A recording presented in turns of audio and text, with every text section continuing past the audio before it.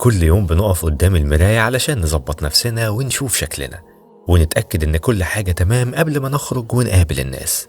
بنهتم جدا إن الصورة اللي بره تكون مثالية ما فيهاش غلطة. بس يا ترى كم مرة في اليوم بنبص في مراية الروح؟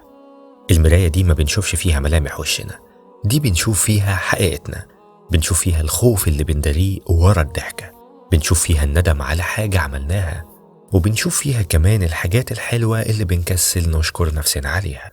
المشكلة إننا في أغلب الوقت بنهرب من المراية دي وبنفضل نبص في عيون الناس علشان نعرف إحنا مين ونستنى منهم التقييم.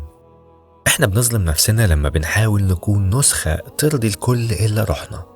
بننسى إن الراحة بتبدأ لما تتصالح مع اللي شايفه جواك، لما تتقبل عيوبك قبل مميزاتك، ولما تعرف إن صورتك الحقيقية مش هي اللي في البروفايل بتاعك في السوشيال ميديا، لكن هي اللي بتبان وإنت قاعد لوحدك في الضلمة من غير جمهور ومن غير تسقيف.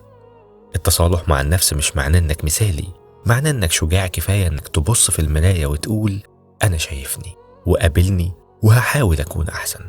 ما تخليش الدوشة اللي بره تنسيك صوتك اللي جوه. نظف مرايتك من وقت للتاني وشوف روحك على حقيقتها، لأن دي الصورة الوحيدة اللي هتعيش معاك العمر كله.